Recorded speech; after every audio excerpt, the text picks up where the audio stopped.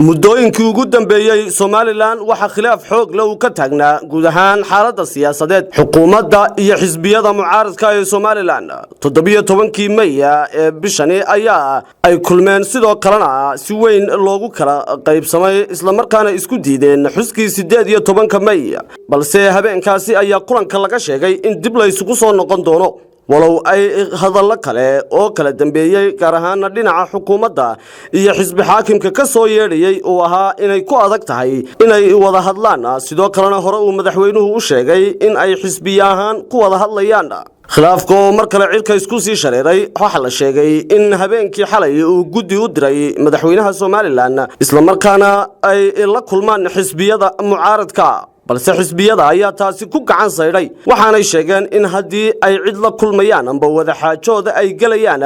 aanay madaxweynaha dhanna u dhaafsiisnayn dalabkaasi labaad ayuu aqbalay madaxweyne Muuse Biixi Cabdi wararka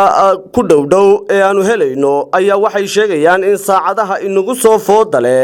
caawa gaar ahaan inta ka horeysa 10 habeenimo ay kulmi doonaan sidoo kalena si toos ah oo foolka u wada fadhiisan doonaan mas'uuliyiinta xisbiyada mucaaradka ay soo xuleen oo ay hogaaminayaan Cabdiraxmaan Maxamed Cabdilaahi Ciro murashaxa xisbiga mucaaradka ee wadani gudoomiyaha xisbiga ahna murashaxa xisbiga UCID injineer Faysal Cali Waraabe sidoo kalena mas'uuliyiin kale ay ku weheliyaan oo ka mid yahay Xirsi Cali Xaaji Xasan gudoomiyaha xisbiga mucaaradka ee wadani waxa la sheegay inay si rasmi ah oo foolka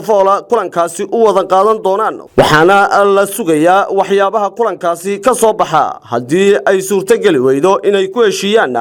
guud ahaan xaaladaha siyaasadeed gaar ahaan arinta dhinaca komishanka iyo doorashada madaxtooyada furitaanka ururada iyo sidoo kale qodobo kale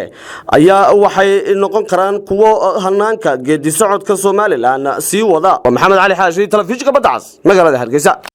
dahabshiil oo la jaan qaadaya isbeddelka tiknoolajiyadda kuna fududeynaya hanaanka aad lacag u diri karto waxa uu hadda ku soo kordhiyay in marka aad lacag dirayso aad ku bixin karto kaarkaaga bangiga dhammaan xarumaha dahabshiil ee qaaradda Yurub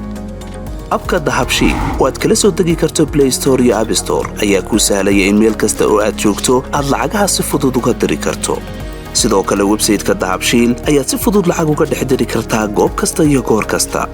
lacag kasta oo aad dirto waxa uu qofkaad lacagta u dirtay sikimo gudahoodu ku helaya adeegga e-dahab ee moobilkiisa gacanta waxa loogu shubi karaa akoonkiisa bangiga dahabshiil ama waxa uu ka qaadan karaa dhammaan barnaamijyada dahabshiil ee dunida taxalladeeda